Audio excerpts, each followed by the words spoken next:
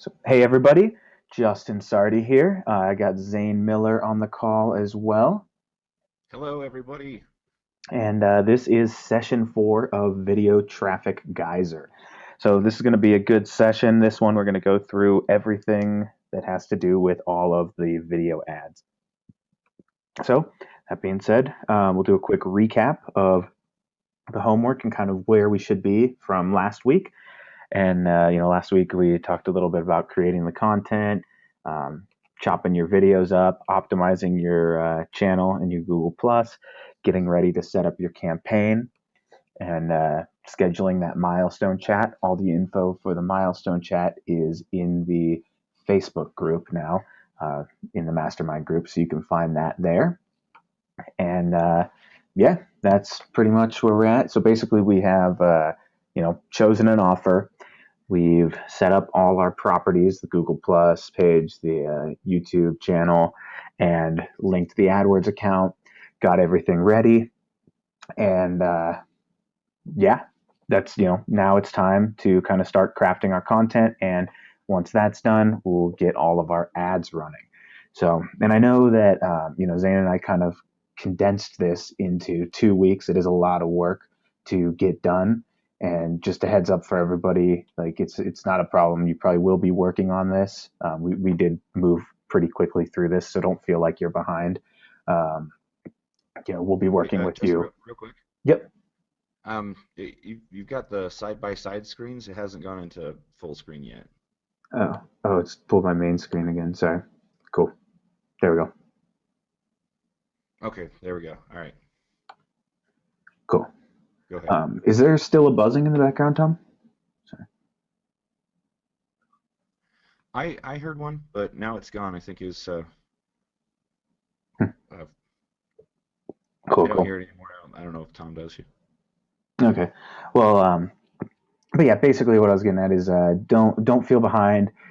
We'll be in that mastermind group to help you along the way. We've still got the strategy sessions. So this is basically you've got all the information. Now it's time to, or you will after this session, then it's time to just kind of take that and move forward and really get all this rolling. So that being said, I already did the recap of last session.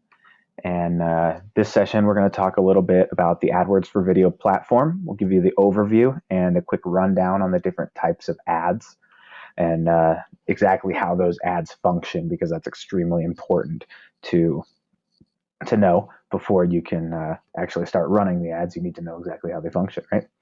Then we'll jump into AdWords and we'll do a tour and show you how to set up that remarketing and the different types of remarketing lists. I know we talked about that a little bit in the previous modules, but this is where I'll show you exactly how to set all those lists up. Then we've got the basic campaign setup. So Zane and I are going to go through and set up a basic AdWords for video campaign. And then once the basic campaign is set up, then we move into the targeting options where we can, basically zero in on our ideal audience and get our ad in front of them. Then I'll show you how to do conversion tracking, how to set up pixels so that they fire when you get everything, when things are going well, and you can actually track and get a better idea of where your campaign's performing well and where it's not. Which will lead us into the monitoring and tweaking. So if you know what's going on with your campaign, you can monitor and make those changes to ensure that your ROI goes up and you're not wasting money. And then we'll talk a little bit about crafting your video ad for conversions, and that has to do with the different types of ads that we have. And then we'll dive into the homework. What's up, Steve? Cool. No, Well, I didn't say anything. I was just oh, moving. cool. I thought you unmuted. Sorry. Let me grab a drink of water and then we'll jump on to the next slide. Okay. So the AdWords for Video overview. Now, basically, here I'm going to give you the rundown on the types of ads, how they look and work, and then kind of what you can do with these ads. So there are a couple different types of ads in the AdWords for Video platform. and they are all true view advertisements. First things first, I meant to put that up there, sorry. And what a true view ad is, it basically means that you only pay, or the advertiser only pays, if the viewer actually watches the video. Now, with an in-display ad, those are those search results and suggested videos. Basically, your ad copy is going to get somebody to click on that video and watch it. So as soon as somebody clicks on your video, you're going to pay because they've taken that, clicked through and the video starts playing. So you're going to pay for that right away as soon as they click. But that's good because with these in-display ads, like I said, they've chosen to click, they've read your ad copy, and you've already kind of got them hooked. They're at least going to watch a little bit of your video, and hopefully you can capture their attention and get them to take the action you want to. Then we have the in-stream ads, which are those pre-roll ads that everybody sees. Those are the ones that you have 5 seconds to basically capture your audience's attention because they're allowed to skip the video after 5 seconds. Now, the thing with the in-stream ads, like I mentioned, they're TrueView, and you're only going to pay, or the advertiser only pays, if somebody watches the entire video, if it's, 30 seconds or more of the video, or the entire thing, whichever comes first. So let's say your in-stream ad is,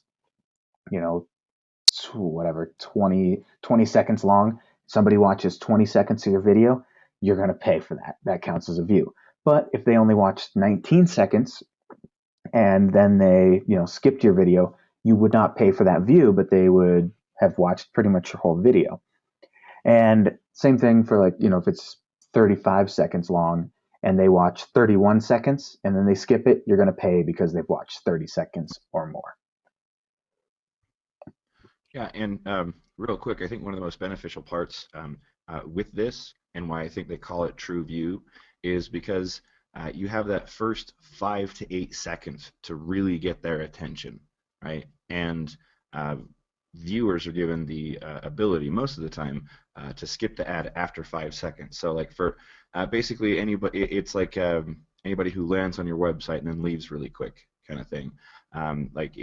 You're not charged if it's like, oh wait, this wasn't for me, sorry, I'm done. But anybody, what you are charged for are for the people who actually are interested. Like, oh, okay, let's see what social is about. And I think once businesses really understand that, it'll help all of you who are in the offline marketing world as well. Yeah, definitely. That's a good point. And the cool thing about the in-stream ads is it's essentially kind of advertising by invitation because the viewer does have the chance to skip the ad. And if they do skip it, that's great for you because you're not going to pay for that. And the reason they skipped is because they're probably not interested anyway. And you don't want to be paying for ads that are shown to people that don't care. That just drives your ad cost up. All right, then we've got the in-video ads. Those are sort of like the annotation, and I've got pictures of all these coming up in a second, so you'll be able to see those. Then we've got the masthead ads, which basically is that YouTube, when you go to YouTube's homepage, it's that ad that everybody sees. Those are extremely expensive, so you can see buku bucks. We're not really going to cover those or the in-video ads, although they actually recently made an update to the AdWords for Video platform where you can get an in-video ad through AdWords for Video. But in the past, this was basically an AdWords thing, and you could place your ad on a video, but it had to be a little banner. So now they changed that a bit. Really? All right. I didn't know that. Yeah, just recently I saw it. I was like, oh, wow. And you will actually see it when we're setting the campaign up today. So. All right, cool. So here's the in-display ad. Basically, I did a search for, I guess I was searching for a tool, and these are the ads that came up. I don't know why I got these.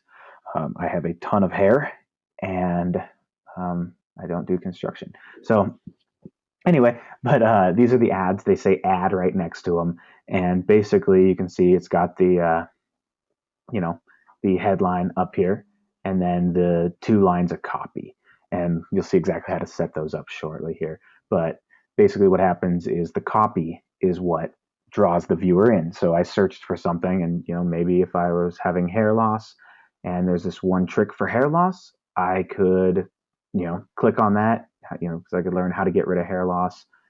And it just tells you to watch it, and pretty Yeah. straightforward. I think if anything, it's showing how much ad inventory is available because just like you said, like you have lots of hair, and you're not really into construction, but Yeah, these are people who are just trying to put out ads as much as they possibly can, right? yeah, definitely. And they're not going to pay for these impressions. Like they get, their video shows up in front of me, but unless I click on it, they're not going to pay. So, Exactly. and Yeah. honestly, they're probably running this to me because because I'm a male within what are you? I'm almost 30. So, I mean, that's Yeah. they're probably running that to me because people start losing their hair around then, and it's honestly probably not that poorly targeted. Ah, no, that sounds about right. I got to there's no way that somebody would actually know if I was losing my hair from the other side of the computer, but unless they turn my webcam on. Cool. So then we've got the in-stream ad, and we've all seen these. After 5 seconds, you get the ability to skip the ad. This is actually an ad from YouTube, and or from AdWords. It's an ad that they're running, telling you to basically run ads on their platform.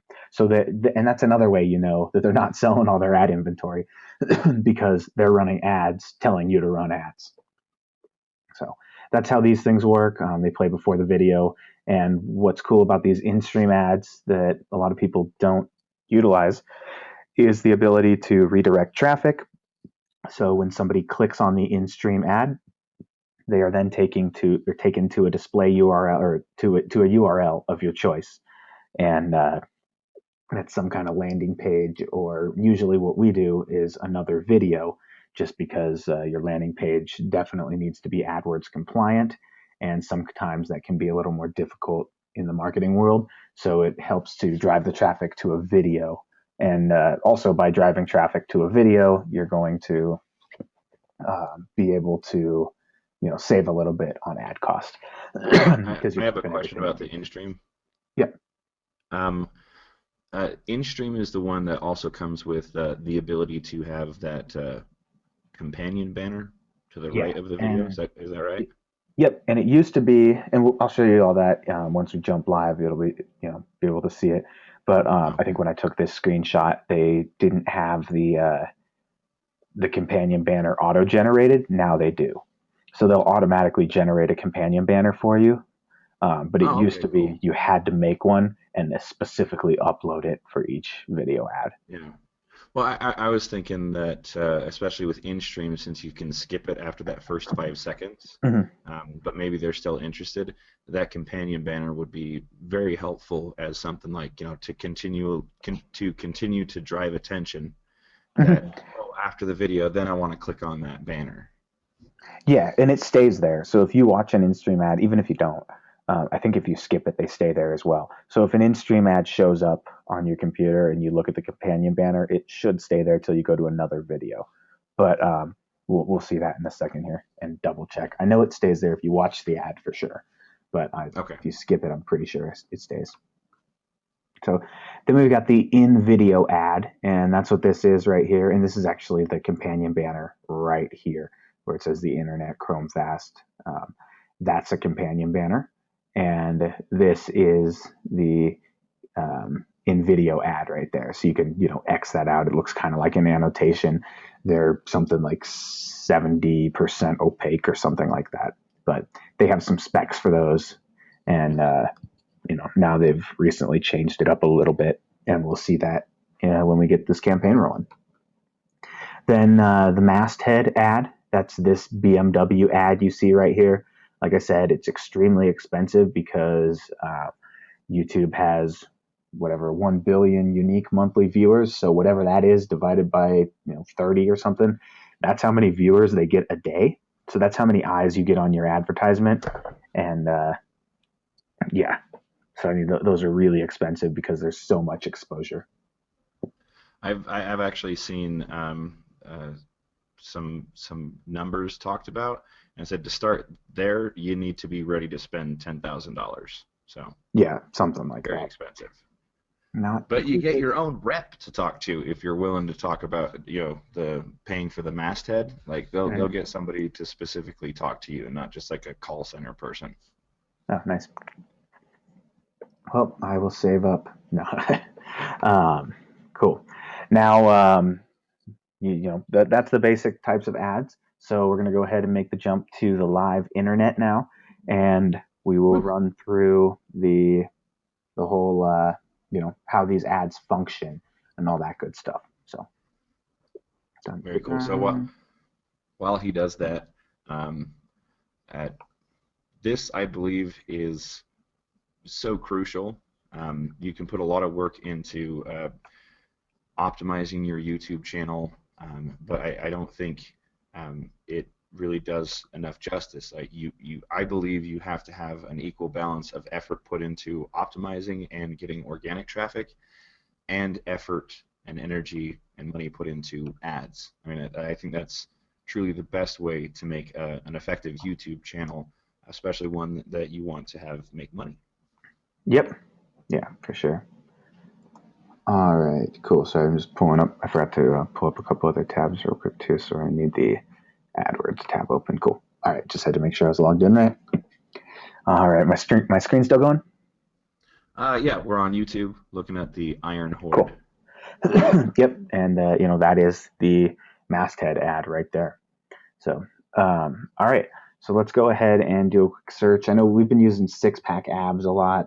Let's mix it up a little bit, just because that guy always advertises. But I don't know. Well, try Aura Brush. It's an oldie but goodie.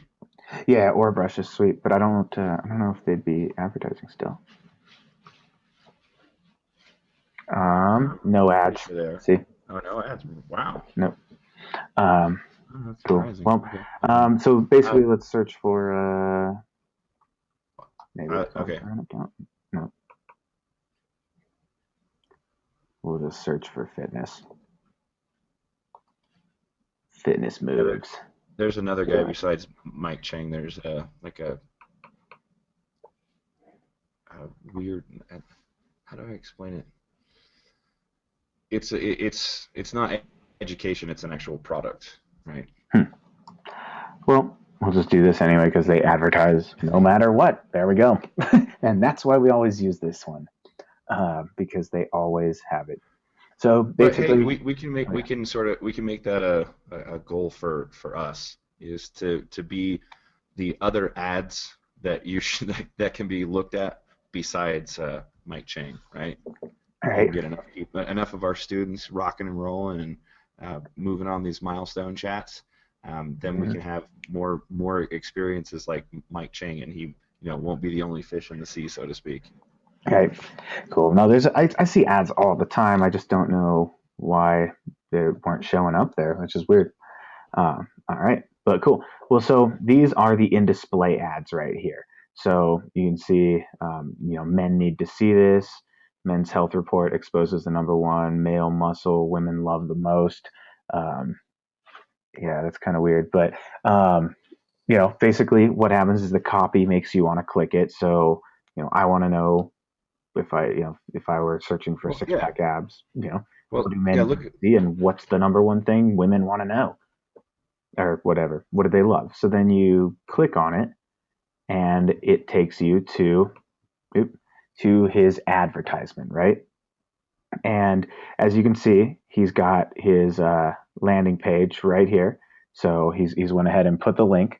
This is the watch page, right? So this is the channel or the video watch page. When we set up the ad, you have an option to send it to the watch page or to the channel page. And I'll just pull this up real quick and show you what the channel page looks like. We kind of went through this already, but this is the channel page. So if you chose to have your ad play on the channel page, it would play right here. All your other videos would be underneath it, and you could subscribe and all that good stuff here. So that being said, here is his ad, right? So we've clicked his in-display ad. It took us to his actual video, which is 3 minutes long, and it's basically saying how to get six-pack abs, and it's taking us probably to that same landing page. Um, that the other one had. Um, but basically, or that's in the link, or in the description. But as you can see, his landing page right here, it is Google AdWords compliant because he's got all the navigation. Um, it's not just a squeeze page. It's got information. It's like a long blog post, right?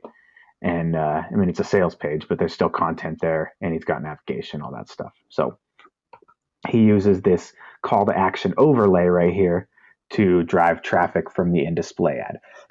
What we usually do is we'll just throw an annotation over here, and then you can drive traffic back to your associated website as well.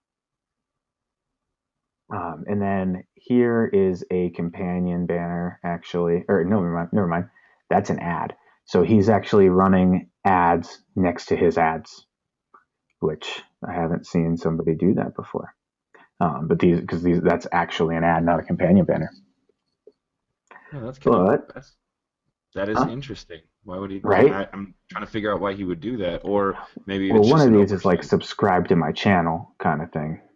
But That's true.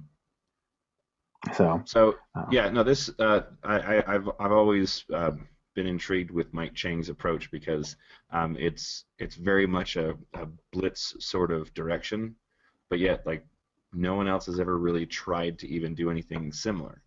Um, it makes it easy for us to show you examples, um, but he's just doing everything he possibly can. In fact, this video, you can see that it's actually set to unlisted. It's not a public video. And I bet you he's doing that to specifically test the effectiveness of the click-through rate of his ad and his ad copy, right? Make it yeah, definitely. unlisted so that the search engines can't see it, so you don't accidentally get organic traffic. Like he's doing some serious targeting here to make sure that his ads are as effective as possible. Yeah, definitely. So that's the in-display ad, and as you can see, those are up here again. Here's some more. Walmart is advertising healthy things. But so we'll go ahead and pick a regular video first, and sweet, we got an ad. So this is a Geico ad, right? And basically, you can see that after 5 seconds, so we'll let it play for 5 seconds.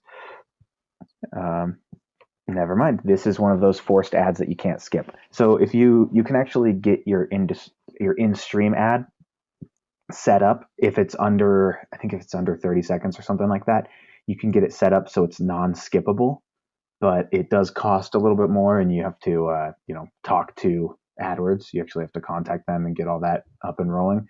So that's what Geico did here. And as you can see, they got their companion banner right here, and here is their ad. And this in-stream ad, when I click on it, it's going to take me to Geico something. They've got, their whole tracking code so they know where it's coming from. And it's saying, hey, watch more funny videos, or you could save money on car insurance. So how is that allowed? Huh. Well, that's weird. But Well, yeah, it's one of those things that that like the masthead. I've seen that actually have like custom interaction type mhm. stuff. So I'm sure that these bigger companies who are willing to drop, $10,000 and above on advertising gives a little bit of extra leeway on YouTube compliance and stuff like that. Yeah, probably, I'm sure. But that and their Geico. Yeah, Yeah, yeah, yeah, exactly.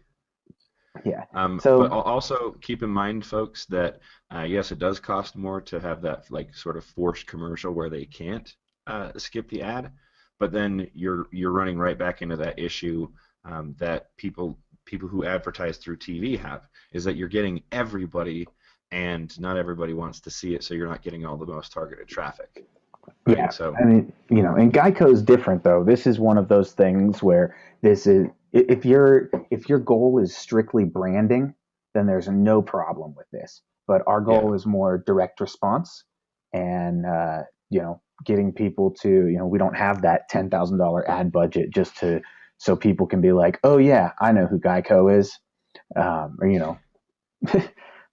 it just and it doesn't make sense for us. yeah. And Tom points out in the questions here, he says, I've noticed many in-stream ads really waste that first 5 seconds. And you're absolutely right.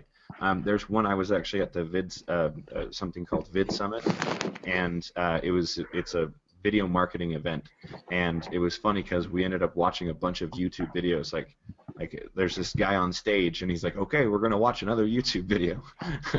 But what he was pointing out are different types of commercials, like we're showing now. And the best one that I've seen so far is that it shows this puppy on a stool, and on another stool is a car battery, and it's positioned right in the shot, right where the skip button starts.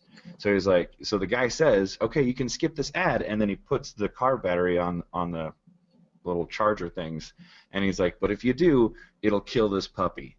Right, so Nice. it was, yeah. So I mean, there's some very clever ways to leverage that first 5 seconds, but you're absolutely right.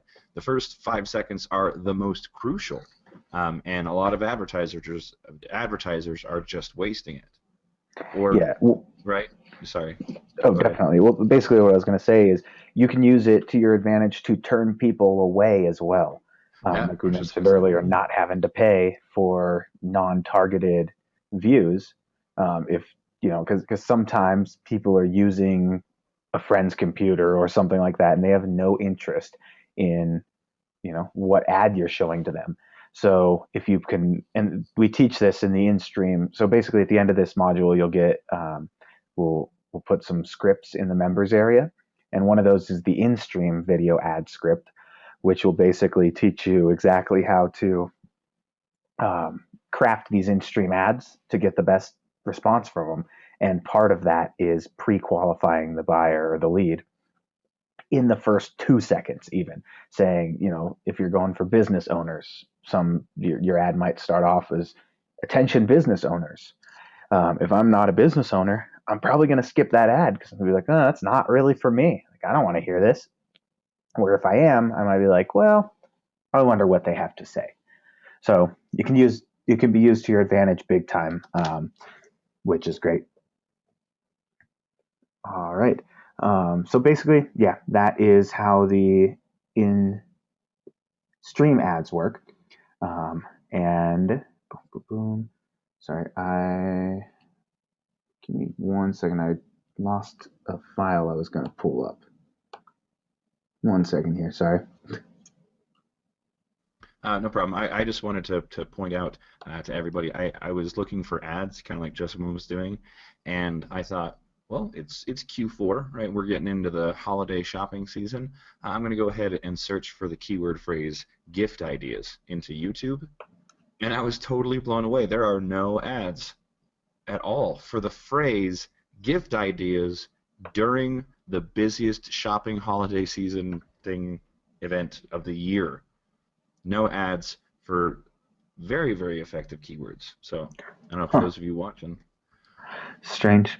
Yeah. Strange. A All lot right. of views, not a lot of competition. Yeah. Yeah. Okay. Go Cool. ahead. Cool. All right. Sorry about that. Got it up now. All right. Boom, boom, boom. Cool. So one thing that I did want to point out, I know that we had, I'd mentioned that you can use those call to action overlays, or you can use the annotations. What we like to do is the annotations, because if you do that, you don't have to go, or you don't have to have a Google AdWords compliant landing page. So here's a quick example. I have my annotation right here. So I was actually running this as an ad, and this is my annotation. It just says, check out my bonus package by clicking here.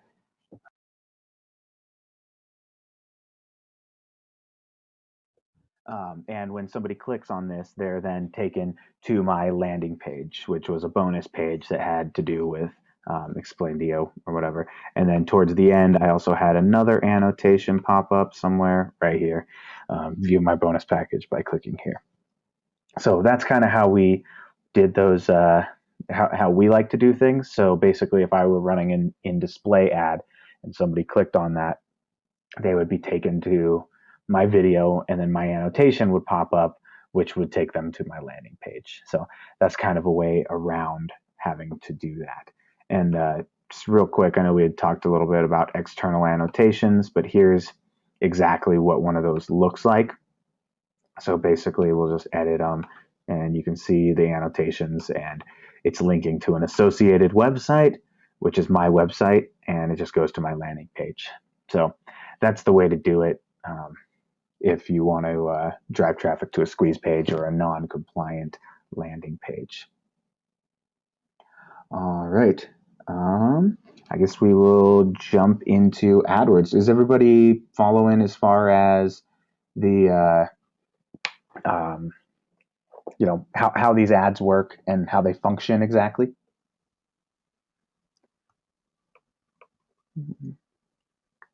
Yeah, I'm not seeing any questions here, Cool. but I'll keep an eye on them as we go forward. But I think we've got a grasp of what we can use and how we can leverage these ads. Cool. All right, so here we are inside of the AdWords dashboard. If you are going to be running ads for clients and going to have multiple AdWords accounts, Actually, look into. Huh? would you be able to zoom in a little bit? It's a little Yeah, small. is that better? Yeah, that's easier to read. Cool. Sorry. Yeah, it's huge on my monitor, so it doesn't really bother me. But all right, cool. So yeah, I would recommend starting a My Client Center where you can have individual accounts under your main account. So um, first things first, to set up first you're gonna have to put all your billing info in, get everything set up the right way, which is very simple. You just create your AdWords account, log in, and it'll tell you set up your billing. And that's kind of up here, right here. You can go to billing, set up your credit card, all that good stuff. And if you are going to do that, I would definitely recommend, like when you do get started, just Googling the AdWords coupon. Can you create the MCC account? Can you start Uh, one? I can't, It's not right okay. now because I already have one. Oh, no. I'm asking, like, I didn't know if is that like a new thing. Oh no, it's I not thought you new. could only. You can Okay. even able to. They've had those for a long time. I've had my MCC for probably 2 or 3 years now. Um, Oh, and it's cool because when I'm working with a client, they can just send me an invitation. When I'm working on that project, it's in my client center. I don't have to log into their account or anything like that, and it's just all in there. And then when I'm done, they can pull the invitation if they'd like, and then yeah, that's that. yeah. Well, more so what I was asking, like, for me, I got the same thing, but I had to be like invited in to have that. Hmm. I didn't know if it was like if they've changed that to anybody can set that up, like just starting out. I'm pretty sure you can just go right here, Google My Client Center, and sign up. Oh, awesome. All right, cool. No, I like it for the same reason. I've just never encouraged anybody to do that before because, again, I thought you had to be like invited, but Yeah, no, look at that. honestly, I would do this regardless. Like, honestly, I would recommend setting up a My Client Center first and then putting your AdWords account inside My Client Center just in case anything does happen. It, Not a bad it idea. probably won't. But if you do have, some kind of violation and get your account banned, because Google has been known to do that from time to time, um, then if you have a My Client Center, you can just pop a new account right in there, and you're not losing everything. Basically, Yeah. you can continue advertising for clients and things like that. So it just In fact, yeah yeah, I've always like to get more coupons. I just start a new AdWords account and put it under my MCC account, and then I'd yep have another coupon I could use. yeah for sure. So I mean, here you can see like after googling the AdWords coupon or whatever, you can get the $75 in ad spend when you spend $25. So definitely do that when you set your account up, and you can plug it into the billing. There's a spot in there where you can apply coupon codes. That's how you do that. I'm not going to pull that up because all my credit card information's in there. Um, but you get the point. Pretty simple. And then we'll go ahead and create our campaign. So there's a couple ways you can do this. In the regular AdWords, the online campaigns thing, you can click this red button. It's got a little drop down and it'll say online video. So you can click that. to create a video campaign, or you can click all video campaigns down here, which you probably won't have that until you go and click online video campaign right here.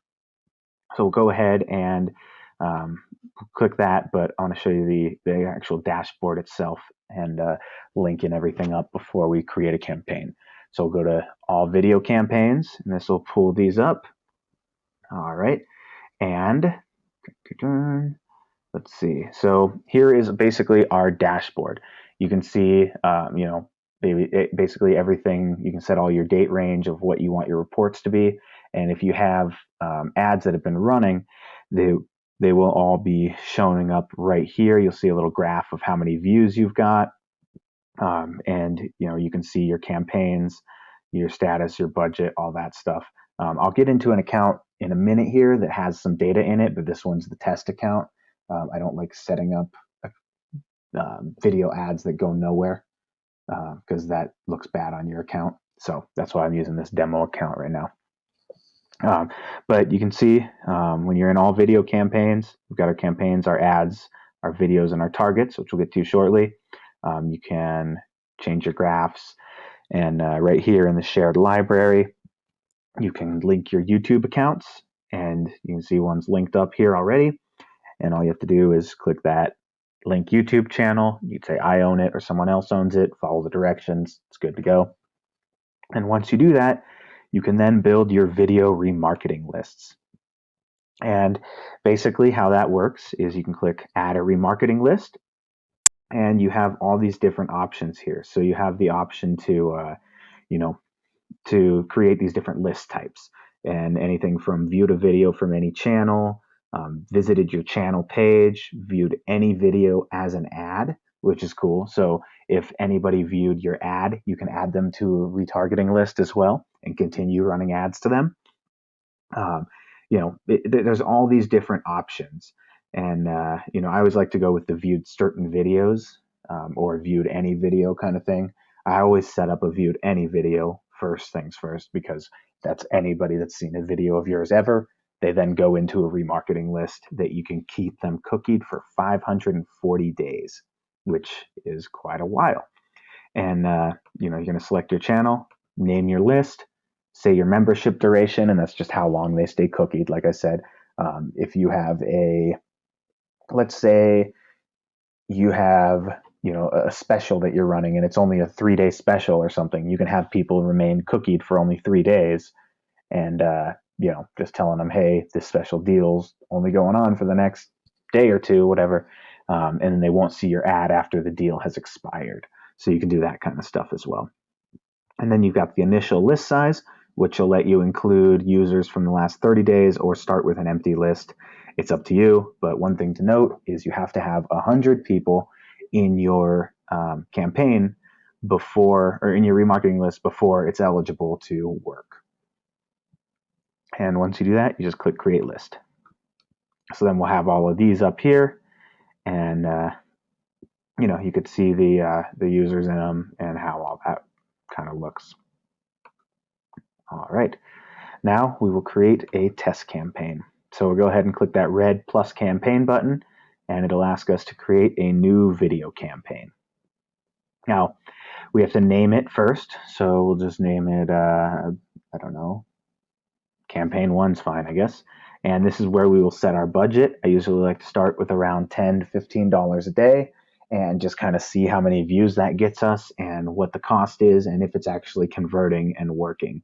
$10 a day will go really far with this AdWords for video stuff because, as you saw, we were getting views in the 2-3 cent range. Then there's this delivery method. You can choose standard or accelerated. Standard's going to show your ads evenly over time, like it says, which basically it's going to say there's 24 hours in a day. Here's how much your ad spend is, and we're going to break it up over the entire day. Accelerated is basically going to show your ads as quickly as possible. So, if you have a $10 ad budget, you can literally blow through that $10 ad budget in about a minute if you click accelerated, because they're basically going to take every opportunity that they have to show your ad and show it. Yes, I can definitely attest to that. for sure. Now, like this sounds scary at first, but once you have everything dialed in and conversion working the way that you want, like you can't get enough of the accelerated stuff. But it will blow through your budget very quickly. It's happened to me a couple of times. So keep it on standard, tweak what you need to, and then when you start seeing money and more money, then switch it to accelerated. Yeah, or like when I use accelerated is if something's about to close or something like that, that's when I would use it because on it, like if you just up your budget for the day, you're still going to get more traffic, or it'll spread it out more evenly. So I usually like to keep it on standard anyway, That's unless true. you're Good like I point. said the last day if it's closing, or say your ads are only going to run till noon, then you would turn it on accelerated until noon or whatever, and just kind of come turn it off after that. Then you could choose your networks, and this is just what networks your ad's going to show on. There's YouTube Search, YouTube Videos, and Google Display Network. I usually leave all those on, but if you just want your ads to run in YouTube Search, or if you just want them to run over YouTube videos, that's basically the difference between in stream and in display, but they give you the option for that anyway. Then we'll go ahead and choose our locations and languages. So you can say all countries and territories, or just the United States. It'll give you a language thing right here. Suggest English because it's the United States. Then if you want to do there's some advanced options in this location targeting. You can actually do radius targeting. So let's say Walmart is running ads and they want to run ads to people within 20 miles of them. Um, Here we go. That's okay. Anyway, not quite sure where. I guess there's somewhere called Walmart in somewhere. Oh, Uh, interesting. Now, let's go I've ahead. never seen this whole radius targeting. That's Yeah, it's I've pretty never cool. played with that. So there we go. So I chose Denver. So say we're running an ad for a restaurant and they want to target people within a 5 mile radius of their restaurant. Put their ad in here and you can say, I want a 5 mile radius around this particular address. And you can click add. You can Right. also There's do, also yeah. uh, No, sorry, I was oh, you're good. talking for you. Yeah, so yeah, pretty cool stuff right there. Then bulk locations, you can add a bunch of zip codes, all that stuff if you have a bunch of locations you want to add. But yeah, basically radius targeting, really cool. If you want to get into that, that's great for local. Really, really great for local. And that's seriously the easiest way to target local people. So go ahead and close that out. We'll say, let's see, United States, English, and this is where we get our video ad. So what we're going to do is go ahead and pull up a random ad. This is actually linked, so we'll use one of these. And we basically pick which video we want to run. So here we go. Go ahead and take this video, copy the URL, and you just paste it right here. And once you do that, you'll get options for the different ad formats. You can change the video right here, but you can see what your video is going to look like. And as you can see, this was actually an ad I ran, I think, like maybe like a year and a half ago or something like that, where I was testing reaching business owners. It was very specific targeting, so it didn't get a lot of views, but the views were very specific or very targeted, so that was cool. Like I said, ad formats. Here we go. So ad formats, you can either say you're going to want to use the default ad formats or use ad formats optimized for mobile app promotion. If you don't have a mobile app, I wouldn't really use this. So I would just go default. And here's where you have the choice to choose if it's in stream or in display. Now, if it's an in stream ad, you're going to go ahead and throw your display URL right here. Like I said, this has to be an AdWords compliant, or your destination URL goes here, display URLs here, and this has to be an AdWords compliant landing page. This destination URL is where the viewer is going to go when they click on your ad. And the display URL is just like the actual domain. So if it was going to be, justinsardi.com/awesome, then that would be the destination URL, and justinsardi.com would be the display URL. Then you can choose if you want them to auto-generate a companion banner, or if you want to upload your own. And if you do want to upload your own, here's the here's the standard dimensions for that. I'm not going to set this up as an in-stream because it'll flag the account because I don't have a landing page for it's compliant right now. So we'll turn that off. And that's how if you want to turn it off for in-stream and just run an in-display ad, you do that. And if you just want to run an in-stream ad, just turn off the in-display. So that's kind of how you set those up. Then in-display ad, this is where you choose your thumbnail. And you can always use a custom thumbnail from within YouTube. You just kind of have to go back to your channel and go to Video Manager, and you can upload a custom thumbnail when you click Edit right here. So you can set a custom thumbnail that's really designed to catch the viewer's eye. So when you are setting up these in-display ads, you're definitely going to want to use a custom thumbnail because people don't want to click on a slide with text. It looks boring. But I can throw any image I would like in there with that custom thumbnail and start getting some views that way, and basically capture people's eyes, and they'll at least look at it and read your ad copy. So that custom thumbnail is extremely useful. You should definitely use it to your advantage. Then, like I mentioned, the in-display ads, those are the ones with the ad copy. And I think it's 35 lines for the headline, or 35 characters for the headline, or it might be 25. Then it's or 25, 35, 35 is what you have. So the headline, you can, something catchy like, are you a business owner? Perfect. And, video ads can help you get more leads in the door and profit, or something. Learn more. No, that won't fit. So that would be, something along those lines would work. That's just demonstration purposes. Obviously, you're going to want to think it out and make sure that those words that you're saying are going to capture your audience's attention, right? Because that's the only way they're going to see your ad is if they actually click on it, or they're going to see your videos if they actually click on it. This is where we choose the landing page. Quick. Oh yeah, sorry. When it comes to the headline and the two description lines, I just think about what Mike Chang's ad said. You could tell he was speaking to his audience, because most of the people who want six-pack abs are doing it to attract women or the opposite sex, right? Nothing against women having six packs, right? Whatever. Well, and I'm a male also, so he probably has a specific ad set up for males and a specific ad set up for females. Right.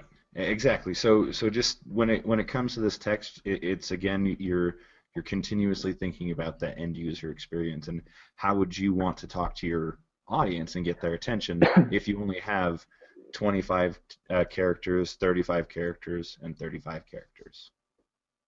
Yeah. That's it. For sure. So yeah, just kind of think about that when you're making your ads, and especially with your, definitely make an ad or at least ad copy for each specific targeting group. Like for example, recently I ran an ad for Explaindio and was trying to target people who knew about. I had two different groups: people who knew about it and people who didn't, but were looking for a video creator. So I had to do different ad copy for each of those because I couldn't just be like, get Explaindio and my bonuses if people didn't know what it was. So that ad was structured specifically, with two people who were searching for Explaindio. And the flip side, people searching for video creators, my ad was more geared towards, hey, you need to check out this awesome new video creator that, creates whiteboard videos in 2 seconds. And that ad spoke to them more. So just keep all that in mind when you're setting all of these up, that you definitely can have different ad copy for different ads. And even for the same ad, I ran the exact same ad, but the ad copy was different based on the targeting groups. Yeah. Well, and to that end, just because you have your target market doesn't mean you have different people searching for similar types of keywords, right? Um, so you'll want to have different language based on different ads, based on different searches and things like that. Mhm, for sure. Then we get to choose where you want basically your landing page for the in-display ad. The in-stream ad, the landing page is your destination URL, and you can get a little information right here. And here's what I actually wanted to point out: destination URL policies. Make sure you comply with those. And actually, if we, oh crap, it took me away from setting up the ad. Sorry, but basically, this is pretty important to point out anyway. It has to work and check your landing page, and you have to go through all of this. You can see everything that they want you to have. That's destination URL not working, which is weird, but here's all their terms of service. You can kind of see all of those. Make sure you follow those. Yeah, and to that end, right? There was just a link that you clicked on in within the campaign, right? Yeah, sorry, I gotta um, set this No up problem. again. It'll take about 2 seconds though, because it wasn't that bad. Um, But just keep in begin. mind when it comes to the whole um, compliance thing, um, don't let the compliance thing scare you about with ads. Go through it and give it a shot because even if there's something wrong and there's some piece that's not compliant, they send you an email and it's not like a warning email. It's just like, hey, this isn't compliant. You need to fix this first. So I just want to make sure that you don't get analysis paralysis in this process because there's a lot of details here. We understand, um, but we don't want to let those details stop you or deter you. So at least in my experience, I've always made an ad, and if they approved it, great. If they didn't approve it, I read the email, read the information, figured out what I needed to do, fixed it, and then there wasn't a problem. So don't let this information stop you or scare you. I would even encourage, again, try it, and if it breaks, fix it. If not, don't worry about it. Right? Don't make it harder than you need to. Yeah, definitely. Good point. So back to that landing page, you can either choose to have them watch it on the channel page or the video watch page. And I give you the rundown on that. And yeah, gave you the rundown on how exactly that works and what the channel page is and what the watch page is. So it just kind of depends. If you run them to the watch page, that link will show up right under the video, and so there's more chances that they might click on your link in your description. But if you want to grab subscribers at the same time, then maybe you want them to go to the channel page. And when they go to the channel page, it will, let's see, search for six pack abs again. We'll just see, I'll show you again real quick how that kind of looks. So we'll go to their channel. And this is where your video will show up if you're sending them to the channel page, which is nice because then they've got the option to subscribe. They can see your other videos underneath it, your playlists, all that good stuff that you have set up. So, like this is why you want to have your channel optimized and set up the right way for when you start driving traffic to it. That's why we had that Uber optimization module. So you can get your channel looking like this, right? Because then they have all the different options and, all that good stuff. So Yeah. this is where the channel trailer usually goes if they're not subscribed to your channel. But if you are running if you're running an in display, or sorry, if you are running an ad to your channel page, then the ad that you're running will show up right here instead of your channel trailer. Instead of the channel trailer? Yep. Really? Yeah. That's why they give you the option. Because where else would it show up if it was on the Well, channel page?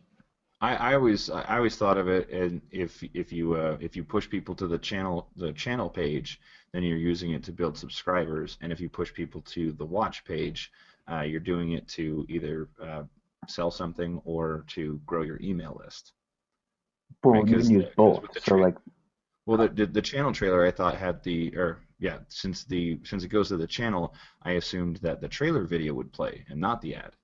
no, it switches it out.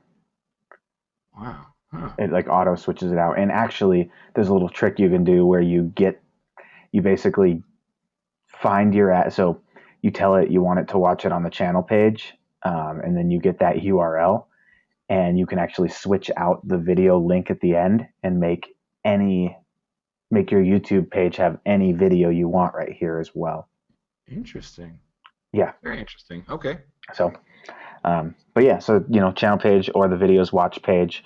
I usually run to the videos watch page, honestly, but I know a lot of people that do channel page as well. So it's just up to you. And then you're going to add your ad name right here. And then we'll get into the advanced settings where we can schedule a start and end date. And this is pretty cool. The ad scheduling right here. This is where you can get your ad running during specific times of the day or night. So basically, you can see right here, we got Monday. Do we want it running all day or what? So we'll click running all day, and you could say, I want it to run from 12 a.m. to 3 p.m. and add another period of 7 a.m. to 11 p.m., whatever. So you can say, here's exactly when I want it running, and here's when I don't want it running on Mondays, and you can set it up that way. We'll leave it running all day, but say you're running them for a restaurant and you want to run them right before lunch, then that would be where you do that.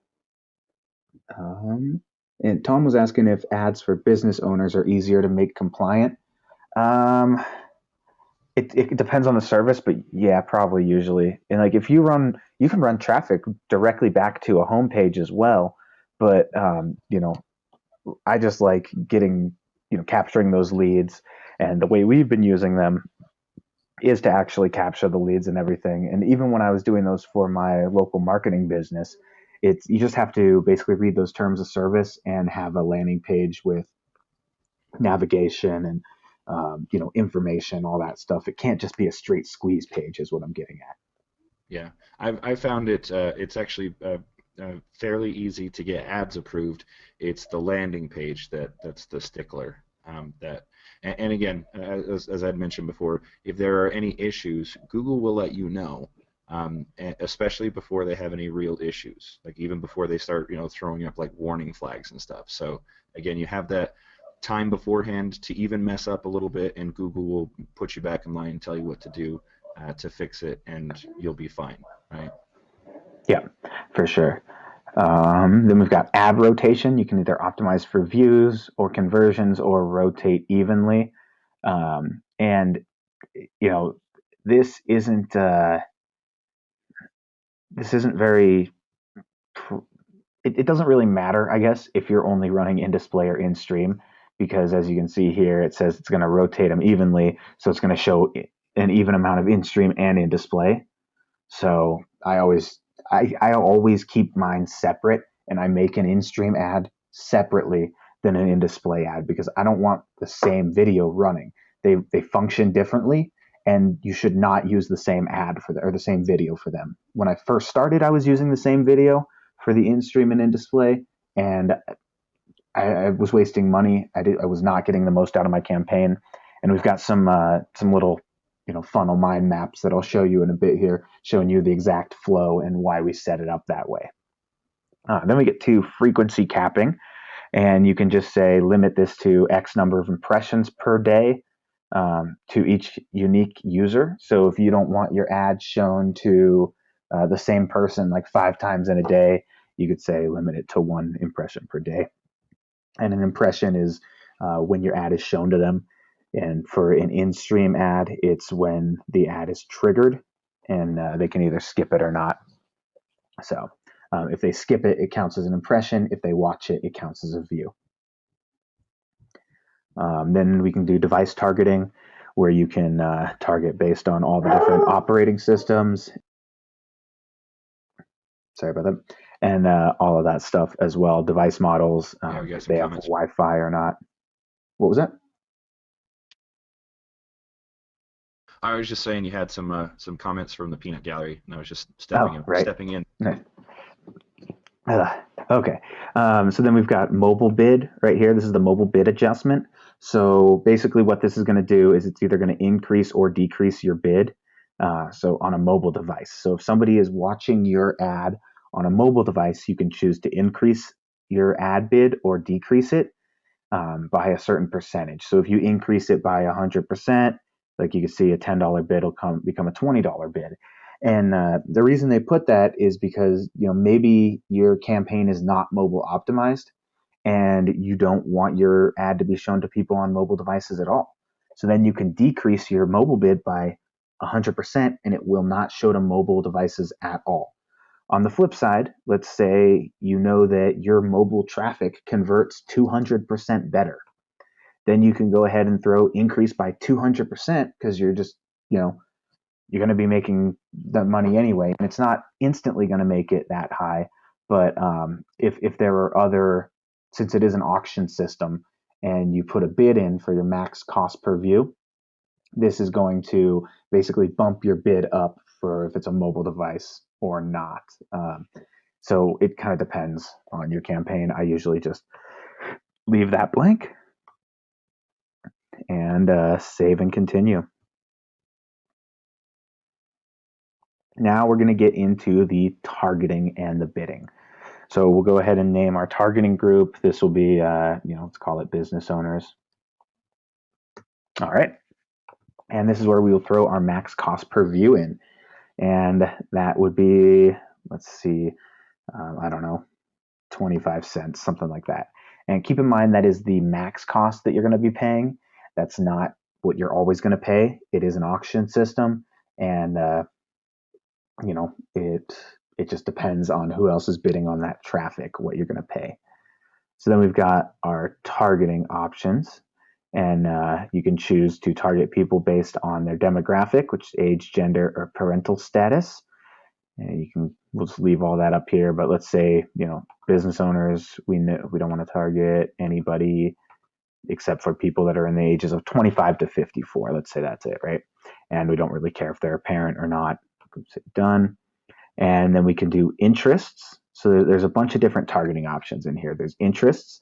And as you can see, that's going to target people based on their interests in the topics. And you can see even when they're visiting pages about other topics. Or sorry, yeah, that's what that said, right? Yeah. So it's basically based on their web browsing history.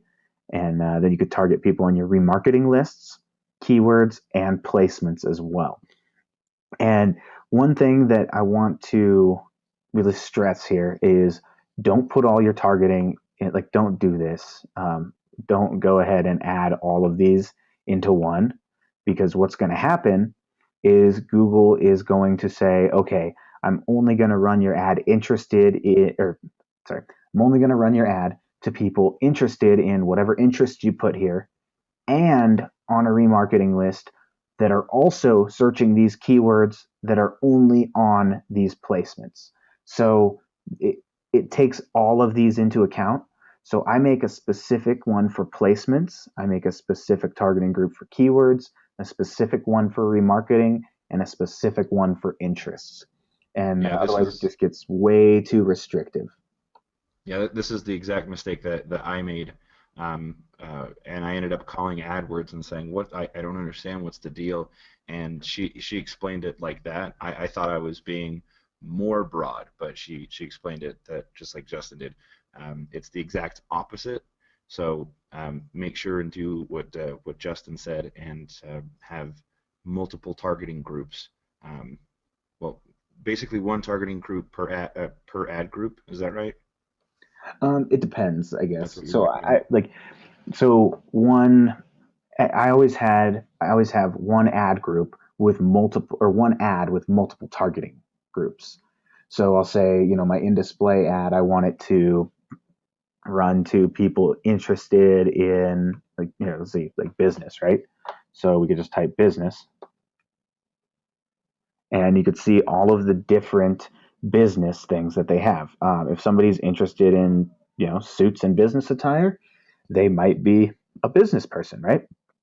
If they're business education, they at least want to move into that, business loans, software. You can see all of these different options.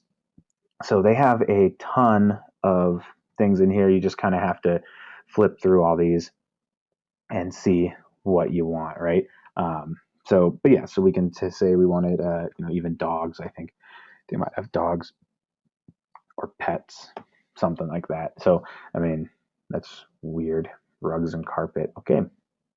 But yeah, so just kind of go through here, type in your keyword. You can find, I spelled that wrong.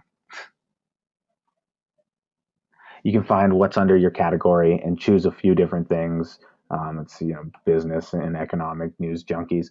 And here you can see that it's going to take into account that, we have one interest and 9 different demographics. So when somebody in those demographics is also interested, that's when our ads are going to be shown.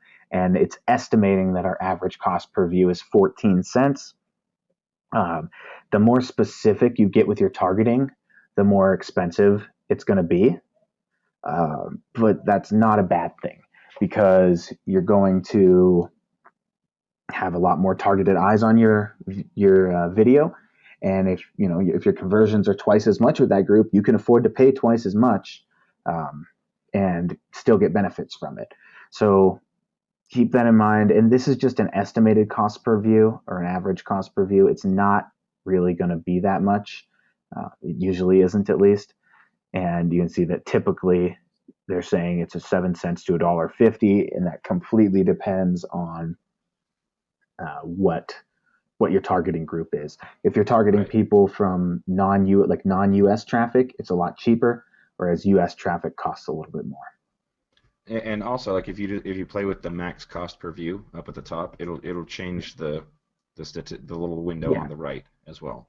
yeah. Like check this out. If we say I only want to pay 2 cents per view, it's going to say you're not going to get very many views, and you're not going to spend any of your budget because it's just not high enough. Your ads are going to be shown at a time when nobody is watching or something like that. I guess not when nobody's watching, but when nobody is bidding on this. So Right. But I also wanted to point out as you enter information, Google will come back, even though it is an average or an estimate, it'll come back and give you more information. So it had the suggestion of raise your bid to 12 cents. He raised it to 12 cents, and you can see that he'll still be going through his budget, but now instead of his average cost per view being 14 cents per click per view, that's now down to 8. So like play with this stuff not just for targets but also for ad budget information as well, because Google will dynamically configure information through the process to help you. yeah, for sure. So then we've got keywords also, and we can actually just throw a couple of these in, and you'll see that it narrows it down a lot.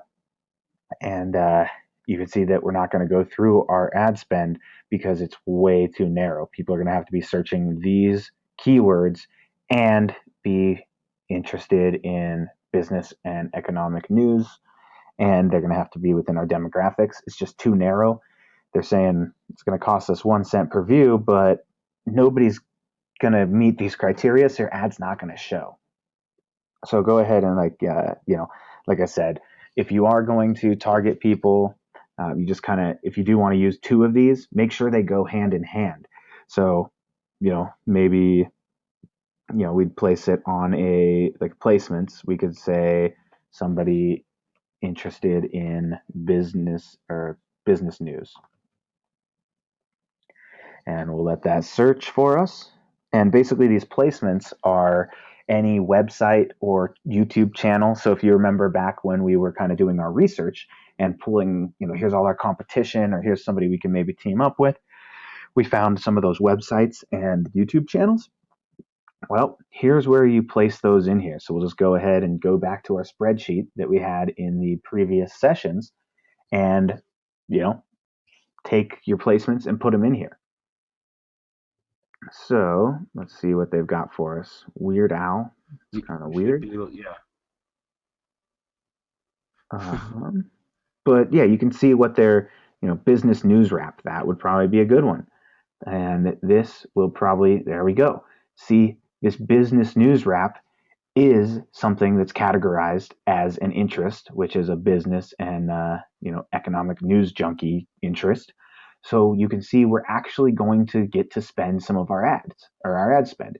This is very, very targeted, so we're probably not going to get you know our full views. Also, because this is just one channel, maybe that's the only they don't have that many people watching this channel or something along those lines. But you can see we're actually going to get some views here because these two things are related. This would be a good targeting group if you want to combine those two. But like I said, a lot of times I won't. I'll just set up a category for interests, a category for keywords, and a category for placements. And I'll show you how to do all that in 1 second here. So we'll go ahead and remove So all so of you these. could, yeah, so you could remove everything. So you could say, even take out interests, Mm. and then expand all the age groups and the demographics, and then go back into placements and just say, okay, I want my ad on these videos or these channels, and then that way anybody who looks at those videos, you ensure that your ad can be seen. Yeah, for sure. And I recommend doing that on placements. Interesting. Yeah. But for for interests and definitely, like, let's say you don't want your ads shown to people under 24, you can still put your placements in there, and only people, let's say we want it to be males that are not parents between the ages of 25 and 54, and we want them to be, oops, not one. Let's go ahead and remove that. Um, we want them to be watching videos on whatever channel we want. So, Well, you could t just type in machinima. That'll be easy. huh? Or Men's Health. That I works too. can't Never spell mind. that. But yeah, so you can see all these different things related to men's health and, men's health circuit Yeah, you can workout. even These are just, all videos, but yeah. well, this seems like a decent enough keyword that I would start with just adding all and going from there, seeing what comes from that. Yeah, for sure. So, I mean, you could do that, but that's going to add all these Google Display Network placements as well, which you Oh, can see. that's That's right. another Okay. thing I wanted to pull up. These are Ha! all these websites that can allow video ads as well. So your ad will show up on all of these websites outside of YouTube as well if you use these placements, and it's only going to be shown to males from 25 to 54 who are not a parent. Um, so that's kind of how all that works. And, you can kind of see Now, that. We'll now when it cancel shows that. up on the Google Display Network, does it show up as like a thumbnail or a video, or like It how do depends on they? the site. So, like, Yeah. certain sites will have autoplay videos, certain ones will be, um, certain ones will be a thumbnail that you have to click to play. Some will have ad copy, some won't. It just kind of depends, and they'll pull it from your settings. Interesting. Okay. Yeah. So I know Forbes.com has autoplay, and a few other sites do, but some people don't. So that's exactly how you set up these targeting groups. And we'll go ahead and save this targeting group, and I'll show you exactly what happens next. Let me make sure this doesn't serve real quick. All right, so you can see here's our main AdWords for video screen, and you can see our video ad right here. And this is from within the video campaign, right? So if so, let's call this campaign one. This could basically be a campaign for whatever business owners, and say we have multiple video ads, like I was talking about. How we make a specific ad for remarketing and a specific ad for in stream, a specific one for in display. We just add a new ad, and once we have all our targeting groups set up, you can enable it for all the targeting groups or one of the targeting groups or whatever. So then you could just throw your YouTube video right here, and it's going to keep it all in the same campaign, same ad budget for everything. It's going to just be one ad budget. So our ad budget was $10 a day. So it's going to split our ad budget across all of these videos for $10 a day. And same kind of setup again here. And here you can see here's what the ad looks like on a partner's website, Zane. So you kind of see that, how Oh, that's going to okay. look. There's a little play, and it's like I said, it's either going to autoplay or not. So it's like its own little YouTube embedded video. Mm-hmm. Yep. All right, cool. So we'll cancel that real quick because I don't want to run this. Yes. All right. And then we'll jump into the targeting groups. So we'll go back into campaign one, right? And we'll go, you can see here, we've got our videos. And I mentioned call to action overlays. If you do have a compliant landing page, you can use this call to action overlay. And all you're going to do is just click this videos tab right here while you're under your campaign. And you can view your call to action overlay. And it'll say, I already had one set up for this particular ad. But basically, interested in video ads, go to this website. You can edit that pretty easily right here, your headline, display URL, destination URL, all that good stuff. So cool, cool. Also, you can also edit that from within YouTube as well, which is pretty cool. I'll show you how to do that really quick. So let's go Creator Studio and get into our video manager. And here is that particular ad. Since it's been running as an ad, we now have this call to action overlay tab, exactly the same thing right here. And you can choose your image as well. So when that thing slides out, you can have a little image square right there as well. So just, I think you can, yep, here's where the image can go as well here. Cool. All right. So that's how that call to action overlay works. Pretty simple stuff. And boom, then we've got our targeting groups. So here's our business owners targeting group, right? We had the max cost per view of 12 cents. It was based on, gender, parental status, and interests. Then we can add a new targeting group.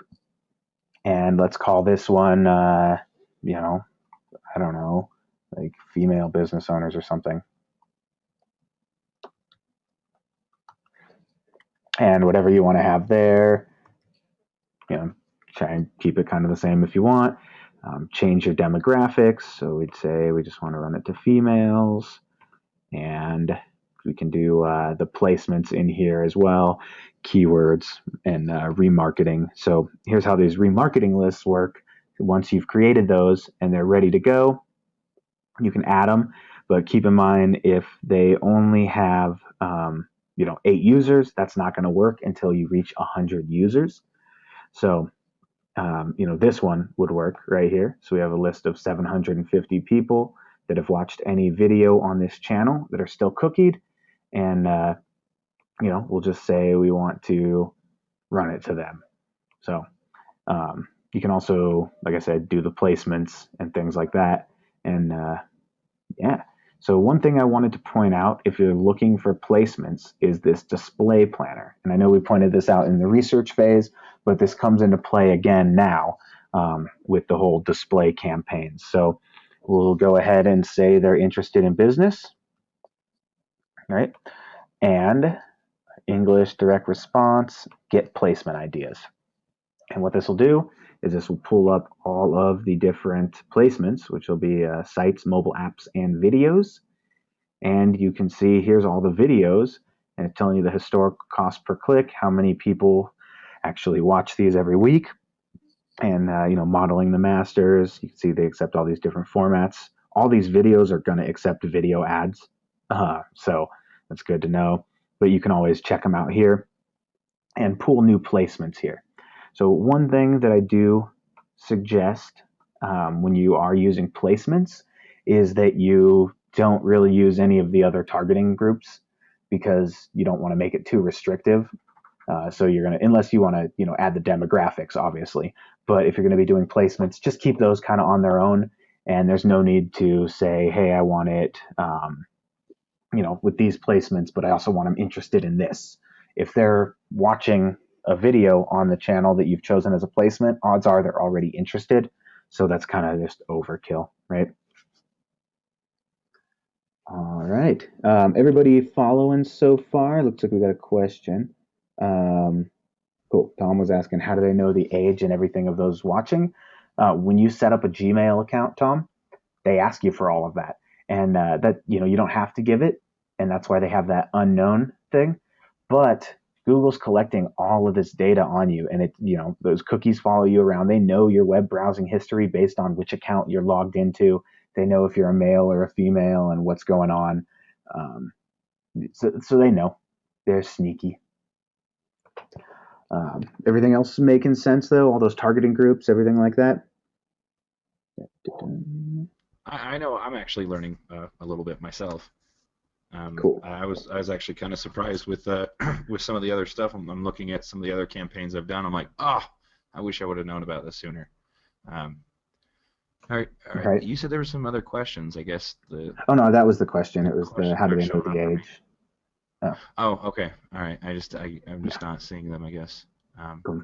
All right, cool. Carry on. All right. Well, so once you've got your whole ad set up and everything's running, you can kind of start to see what's happening with your ad based on these different columns that they'll give you. So you can go customize columns, and you can see all the different categories that they have that you can check out. So there's performance. You can see how many unique viewers or versus how many people are watching it again. What's the view rate? And that's just going to tell you X amount of people are watching it to 25%. This many people finished it. This many people watched half. It'll just give you a general idea of how engaging your video is based on your targeting groups. And then we've got click-through rate, which you're not going to really be able to track these clicks if you're using the annotations, but if you use their call to action overlay, you can track the clicks. So it kind of depends how you want to do that. So there's all those. You got your competitive metrics, conversions right here. So you can throw converted views. And these conversions only work if you have a conversion tracking pixel set up. And I'll get into that in about 2 seconds here. Then we've got earned actions as well. This is really great. I was running a campaign for a book publisher recently, and basically I was able to show them through your ad campaign or through our ad campaign, you were able to get X amount of subscribers. And these earned actions are basically if somebody watches your ad and then they subscribe to your channel, that flags it. But if they just subscribe, it doesn't. So it's not for the period of time, it's if they've seen an ad and actually subscribed. There's also earned likes, shares, and earned views. If you're running things for clients, these are great things to show them to make it look or not make it look, but to basically prove like, look, you're getting a lot out of this, not just views. So, and there's also earned views, which is basically if anybody has watched your ad and then went on to watch another video on your channel, that counts as an earned view. All right. So I was mentioning conversions, right? So we'll go ahead and click tools right here up at the top, and we can go into the conversions. Now, all you're going to have to do to set up a conversion tracking pixel is click add new conversion. And you see here's a demo one I made. And so we'll just click add conversion. You can name it. So business owner, sign up or something. It kind of depends, whatever you want to name it, doesn't really matter. And the source is basically, where, where are you going to place this tracking pixel? So I always choose web page because we put it on our thank you page. So if somebody actually opts in, or it depends. If you just want to track how many people are going to your web page, you can do that as well. But web page is basically going to give you a snippet of code. All these other ones are going to be a little bit different, and those are more for the actual AdWords. Or if you put a phone number in a video or something like that, you can say, hey, I want it to be a call using a Google forwarding number. Yeah, I thought that was pretty cool. Those two, like Yeah, the actual calls, call to actions. yeah, pretty cool stuff. So we'll just leave it on web page for now. We'll save and continue, and it'll say conversion value. Each time it happens, the conversion action has the same value, or the value may vary based on purchase price, or don't assign a value. I usually just throw 1 in there because 1 would be like 1 opt-in for me, or like 1 visit to the sales page, or something like that. So that's kind of how I set that up. I would just throw 1 in there, but you can, say each visitor is worth $15 to you. You can throw 15 in there. But like I said, 1 works fine for me. And then you can tell it to count all or unique, and your conversion window. And this is basically, so if somebody sees your ad and they go to your landing page and they don't buy right away, that's not going to count as a conversion. But if they come back, say 29 days later, they're still cookied. And what will happen is that'll count as a conversion then, because that's down the road and they did see an ad. They probably heard about you in the ad in the first place and just came back later and bought it. And then there's a conversion category. It's really not a big deal, but you can go sign up, lead, purchase, or a view of a key page. It just kind of depends, whatever you want to put there. They don't really care. Then there's the markup language. It's really depends where you're going to be putting this pixel on your site, and if it takes HTML or what. All my sites take HTML. So then they want you to tell users that you are tracking them. They recommend that you do. It was in there. You at least have to have it in your privacy policy. And they'll give you this Google Stats notification if you'd like, but that thing's pretty ugly. So just go ahead and throw it in your privacy policy if you're going to be doing this, and just say, hey, we do track for conversions or whatever. They have a little thing that you have to put on there, just letting them know that you're tracking with a Google Sites stats thing. So do that. It is part of their terms of service. Then we've got the advanced settings, which is the view through conversion window, and allowing it to optimize your ads. So when you tell when you're setting up your campaign and you had the option to choose if you wanted it to show the ads or optimize for views, optimize for conversions, or mix them, this is where it gets that data from right here, this optimization thing. So go ahead and save and continue and say, I make changes to the code. Or if you have a web guy, you just say, they make changes to the code. It's the exact same code. So all you have to do is just copy and paste this between your body tags, and that will fire your tracking pixel. Man, I can't say that today. Now, you had mentioned web guy. I would say that if you were doing this for a client, you'd mention that too. Like, hey, this is something that we should sit down with your web guy about, right? Yeah. Okay. For sure. Cool. But yeah, that's basically conversion tracking right there. And now we can kind of dive into monitoring and tweaking, which I actually have to switch accounts for this. Let me delete this ad real quick because I don't want this to go through. Sorry, give me one sec. Yeah, I was wondering. I've got a couple of totally irrelevant ads up on some accounts. I didn't know it would reflect negatively. It doesn't, but I don't know. I've had problems in the past where I set it to, so it depends. So if you set it up as an in-stream ad as well, and you just do a demo thing, it can be kind of a pain, because so if you set it up as an in-stream and you don't have a compliant landing page that you're sending them to, then that's an issue. Like that's bad, and you can get flagged for that, because they'll just look at it. Even if you just turn it on and pause it, you'll still get flagged. Oh, okay. So yeah, I haven't even got the stuff to that point. So cool. Yeah, let me go ahead and delete this real quick, and then we'll jump into the other account, and I'll show you how reporting and tweaking and all that stuff works. And so that you know, folks, I like this account that we're looking at. I sent him access to this, right? Yeah. So this was in my, and you can see it was in my client center. Zane set this up. I just can jump in here now. And as you can see, let's go ahead and go. I think it was probably within the last 30 days we were running traffic. Here we go. You can see how this graph. You can see exactly how this graph works. And right here, we were testing, and weren't too happy, so we slowed it down, changed up the way we were doing it. Things started working, so we ramped it up. I don't know what happened there. But then basically we really, really ramped up our budget up until the day that the promotion stopped and we just turned it off.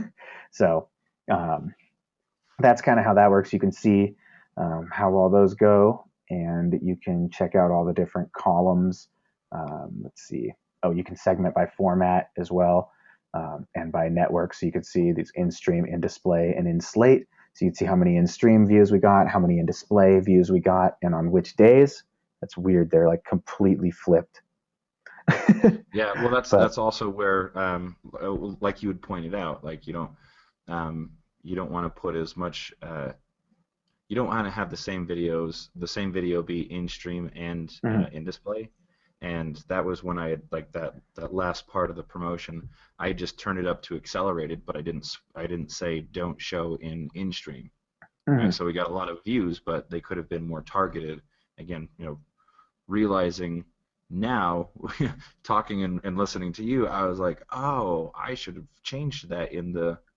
I mean, we still did well. Don't get me wrong, but like it could have been more effective had I made that little tweak you recommended earlier about having a different video for each format.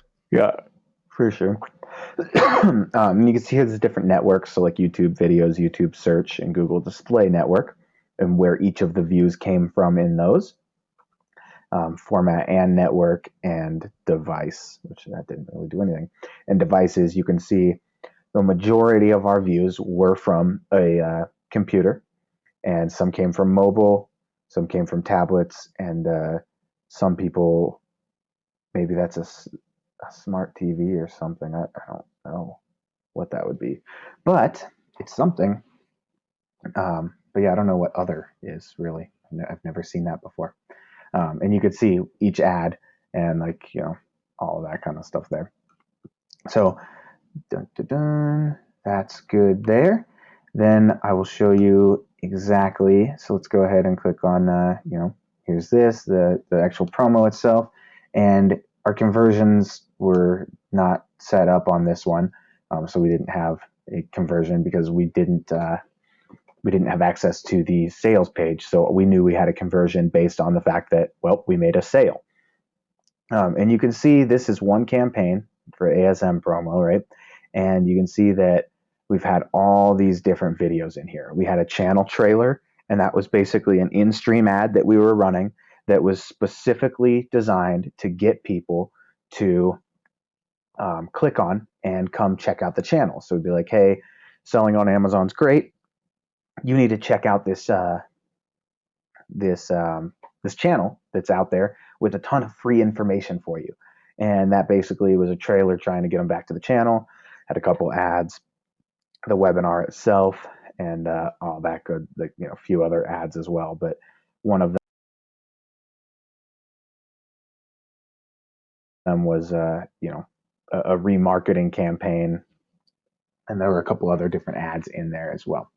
So what I wanted to show you though was the columns. So you can customize the columns in here, and those will show up down here, and you can see what your conversion rate was, click-through rate, and your average cost per view. And you can see our total average cost per view was 5 cents, but some were 2, some were 6, some were 7.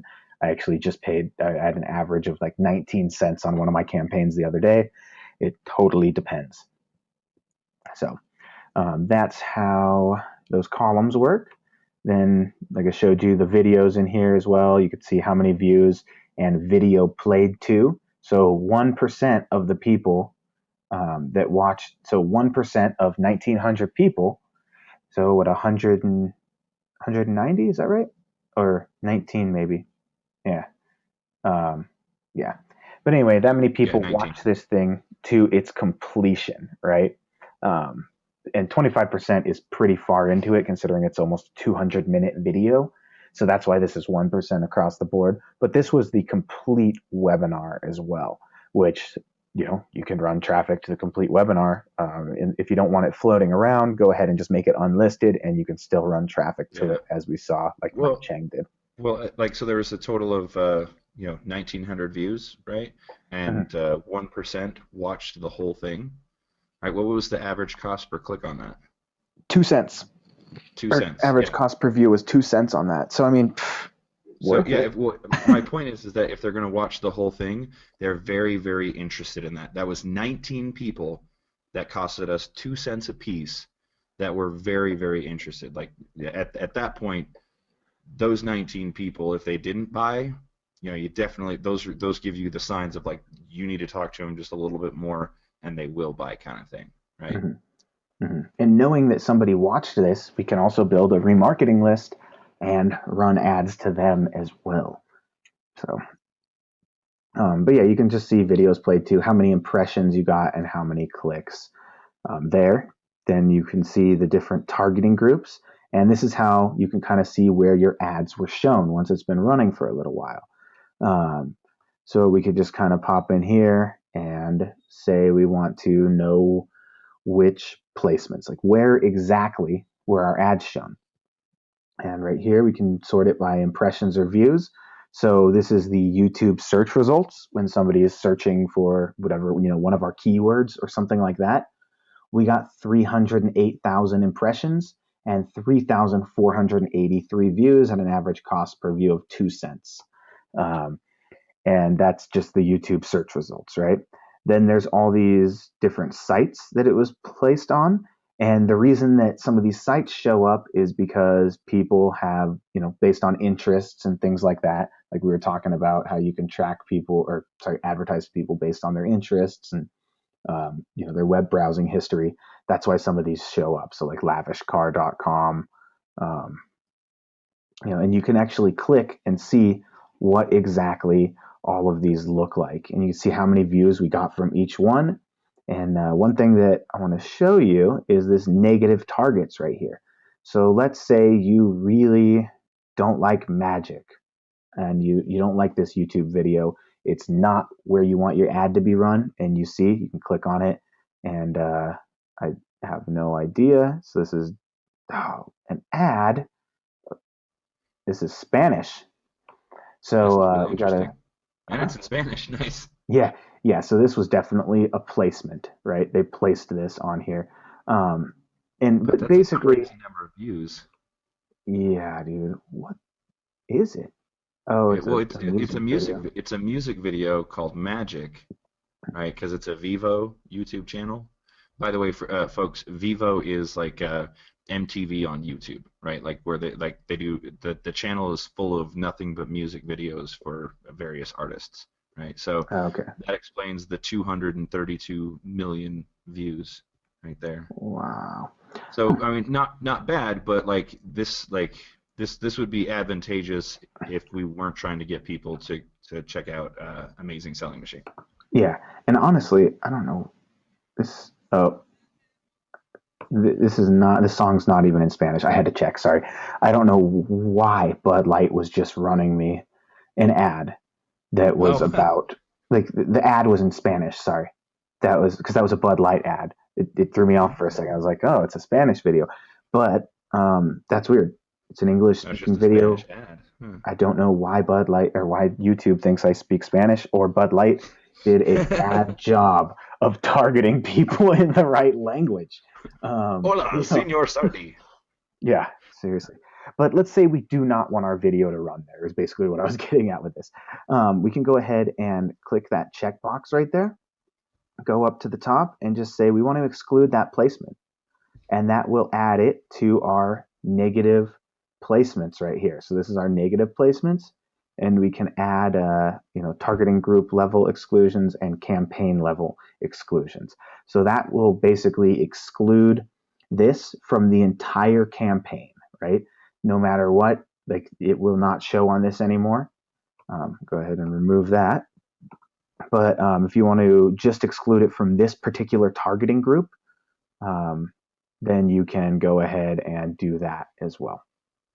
So those negative placements are good once you kind of see where your ads are showing, and you can kind of save some money that way. And if you're not getting a good, you know, I don't know, impressions to views, you can pull it or whatever you want to do there. It's just good to be able to tweak that way. Then you can see our YouTube keyword searches that triggered our impress or our views, which that's kind of weird. I don't know why some of these show up, but you can also add those as well, to your negative placements. And these were probably a lot based on people's interests, which is kind of weird. But that's how it goes, all the way to Well, the I end. think I Yeah. think well, I think also part of this is that there are some keywords that I think are of higher value than others, and with our different parameters that we gave this, it was okay. Well, this video isn't necessarily as popular, but it fits in your demographic that Mhm. you've chosen for this placement. So here you go. It's on a relatively popular video, but it fits all Yeah. the other parameters. Yeah, for sure. Well, and that is a lot of it is, like I was saying, it's based on all the other parameters. Yeah, like if they meet one of your interests, it doesn't really matter if they're searching for your keyword or not. Your ad will show up based on the fact that these people have shown interest in what you said you wanted them to be interested in. So Yeah, even if they do search for, so apparently that magic, this video right here, yeah, obviously it's a very popular song. There are a ton of people searching for that, and that totally makes sense that, in these keywords, that totally makes sense that that was probably the song that had just launched then, and yeah. They were has they were made thinking people about search it. for it. Yeah, Mm-hmm. they were thinking about it, and then one of the other triggers, maybe they saw one of the videos before, right? They've already seen something that had to Yeah, do with could have been a ASL, remarketing as well. right? Yeah, exactly. And then later on was, oh, I'm gonna watch this video that I heard about, and then boom, they see our ad, and it's like, oh, I saw that before. Okay, I'll check it out later. Mission Yeah, accomplished. yeah, definitely. And then you can actually see if you click on keywords over here, it should give you. Um, nope. Come on. It should show us where they were shown over here for which keywords, but or it should give us impressions and all of that. Oh yeah, no, I know what you're talking about, and I thought we were in the right menu. Yeah, that's weird. I don't know why. I think here's what we have to do actually is go and click on the thing itself actually. Okay, it's in the targets tab. Here we go. So you can see here where the impressions in that one, like this one didn't get searched that much, and we didn't get like any views from it. But people just weren't searching those keywords, I guess. So is of the 238, it just kind of depends. We got some might not have had a high enough search volume, Well, and yeah. yeah, Well, you also had um, a pretty fancy keyword tool pull a bunch of different keywords, and yeah, we knew that there were going to be quite a few that, well, even like you said, just didn't have enough search volume hmm that it didn't even trigger an ad for it to even to make an yeah, impression on. But it's because yeah, it was a very niched thing, and we understood that. But hey, reach for as many keywords as possible, right? yep, for sure. So I mean, we had 713 in there. It didn't take me any longer to compile those, just because the keyword tool did it all, and I plugged them all in. If you get in a little bit of extra traffic, good. If not, oh well. So And this does puts that. us in a really good position. Oh, sorry. No, go ahead. I was just going to say this puts us in a really good position because this promotion won't start again for another 6 months, and we can use this time between the now and the next promotion to do some of this maintenance stuff, find some of the negative keywords that we don't like, see new opportunities, so that when we're ready to turn the ads back on, they're running more efficiently and they've already been set up, right? Mhm, definitely. So, all right, cool. Now, let's see where we at. Dialing it in. Real-time analytics, real quick, is one thing that I wanted to talk about. So, when you first get your video campaign up and running, it's going to show that you have 0 views, right? And it's going to do that for about a day. And that really kind of sucks. You don't know if your targeting groups are too restrictive and all that. So, one solution is to actually go over to YouTube and go into your Creator Studio and click on Analytics. And they added what's called real time analytics. And this is actually another way to see how many people have been clicking your annotations as well. So if you're using annotations versus call to action overlays or whatever, you can see this is about 2 days behind, I believe, is how far the annotations are behind. But you can just basically see 2 days later, like this is how many clicks, this is my click through rate based on my views, all that kind of stuff. So you will actually know or you can get a better idea of your traffic that you're driving that way. Then we've got the real time statistics, and you can see basically, how many views have you had and when have they been happening, and it'll tell you within the last 60 minutes. So when I started one of my campaigns the other day, this thing was going crazy. It was, I was getting a few hundred views, but the AdWords campaign still showed 0. So that being said, you can come over here and check if you want to know how many views you're getting. It's cool. It's fun. I like it. All right. It's one of my most favorite features with YouTube now, honestly. The real time views with YouTube, fantastic. And I know you can't dig into it too much, so I'm just going to urge everybody, dig into the analytics in your YouTube channel. Very, very important. It's going to give you even more information that's going to make your ads and channel even more effective. Like this is only one side of it, so again, check out the other side and see how the two correlate, and just click on buttons, click on the different options, different ways that it's going to display information, because that's only going to help you in the future. Yep, definitely, definitely. And then one thing I did want to show was that whole earned actions, right? So I haven't actually even checked this out really yet, but let's see, it's probably good. Views and subscribers. Oops, sorry. And then we just go ahead and click save, and it'll swap out our columns and tell us that 3 of something, but I don't know what. It could be because it's a little bit old. But here's, earned views. So based on our channel trailer that ended up costing us however much, $398, we were able to earn 181 views, right? And you can see that this one that ended up costing us $75, that was a really good ad. That one performed really well. Was able to get us 46 earned views. But basically we were able to get 265 views of all of our videos selling our product, right? We were able to get that many extra views, that in addition to people that saw our ad as well. So those people actively went out and, like 265 people actively went out and watched additional videos on our channel. So that, we had that extra engagement as well.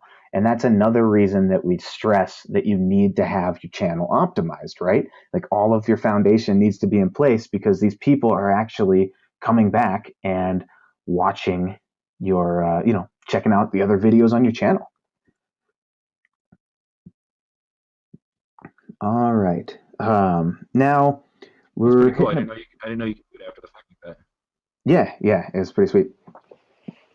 So now we're getting close to the 2 hour mark. Basically, what we still have to go through is the crafting different ads for different, like crafting your ads for the different types of targeting groups, like crafting your in-stream ad, which I am going to give you the script and the video walkthrough of that. Crafting your in-display ad, if you want to do a channel trailer, and remarketing ads as well. Now, I don't know how everyone's feeling, but we can either break that out and make a couple of just quick run through videos and have those up in the members area for everybody, or we can kind of run through that right now. It's up to, we still have to cover those, and then talk a little bit about the homework and all that. So it's up to everybody. What do you guys think? And in the meantime, I will pull these up because I wanted to show kind of the whole flow of all these. I'll make them bigger, don't worry. I can say, well, I would say that with all of this, my brain's feeling a little full, but Yeah. again, I don't want to speak for anybody else. Also, Justin, you're the presenter. It depends on how you feel, as well as when we would want to reconvene.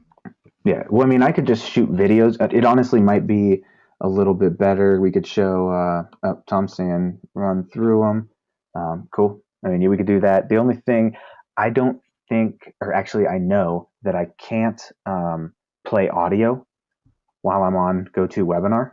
My computer is not set up to do that, and GoToWebinar doesn't usually let me.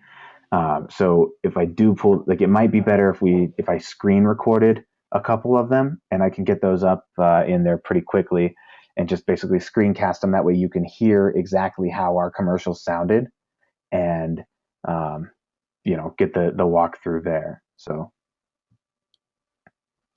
Yeah, I think just doing a couple of these examples will do us good, but just so that we're not overloaded, I would say just having a little bit more here and then having the rest in video oh yeah, format. that's what Tom said. He said to wrap it up, and then we'll I'll run through the videos after, and then put those in the members area. It'd probably be a little bit better that way.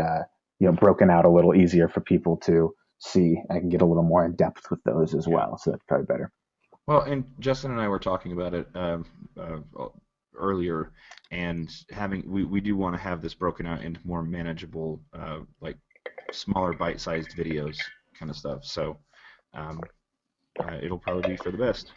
Yeah, well, and that's one thing that we were going to tell everybody actually is this next week we're going to be working on basically we'll leave the live recordings up, but we're going to go through all of the content and break it out into individual modules that are recorded not live. It'll be live kind of, but then after it'll be a recording.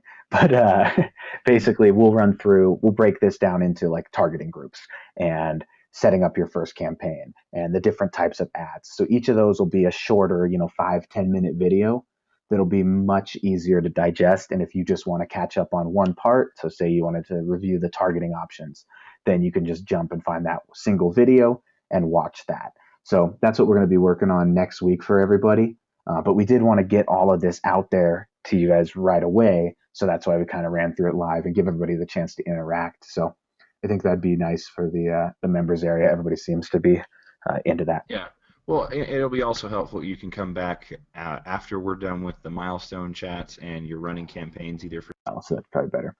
Well, and Justin and I were talking about it earlier, and we do want to have this broken out into more manageable, smaller bite-sized videos kind of stuff. So um, it'll probably be for the best.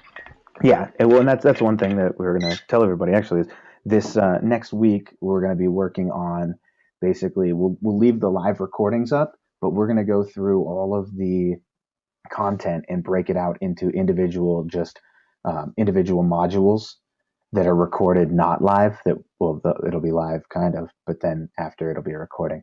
But basically we'll break this down into like targeting groups and setting up your first campaign and the different types of ads. So each of those will be a shorter 5-10 minute video that'll be much easier to digest. And if you just want to catch up on one part, so say you wanted to review the targeting options, then you can just jump and find that single video and watch that. So that's what we're going to be working on next week for everybody. But we did want to get all of this out there to you guys right away. So that's why we kind of ran through it live and give everybody the chance to interact. So I think that'd be nice for the members area. Everybody seems to be into that. Yeah. Well, it'll be also helpful. You can come back after we're done with the milestone chats and you're running campaigns either for yourself or somebody else. And you don't need to go through a 2-hour webinar. You just need Yeah. that. Oh, yeah, that's how you do X, Y, Z. So Yeah, that's same with outsourcers as well. If you just want to show them a couple of the videos, be like, look, watch these 5 videos, and then go set up a campaign using these parameters. and I'll be Things doing the like that. same with sorry. Oh yeah, that's all. Oh, okay. I just said I'm going to be doing the same with all the YouTube stuff as well. So you'll have everything.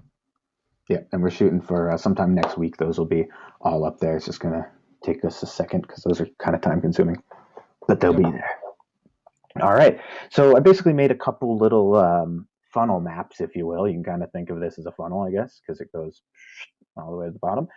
But here's basically an example of how you would use, say you're trying to capture leads, right?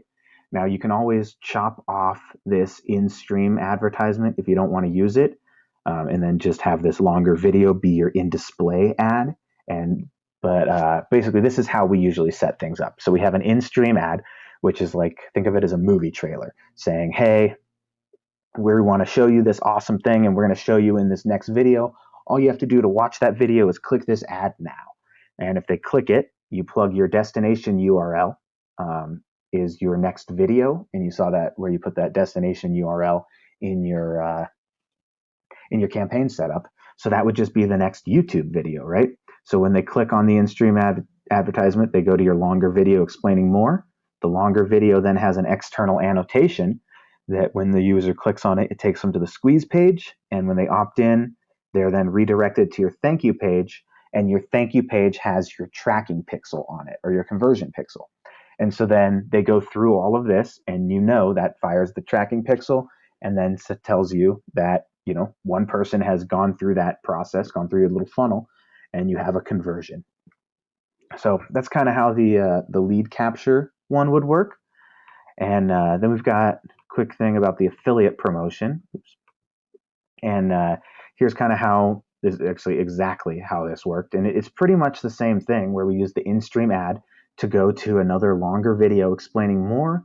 That longer video has an external annotation that then takes them to the bonus page where they can learn more about the bonuses. And you have an affiliate link on your bonus page that then goes to your sales page, or to the sales page. And hopefully you make a sale, right? Then, let's see, third one, we've got the in-display ad just to drive traffic. So then we'd go, in display, and that's like I was talking about. You just chop off the in-stream ad. But basically, whenever I use an in-stream ad, there are a couple of reasons that we use them. One is to, build a channel trailer and get traffic back to your channel.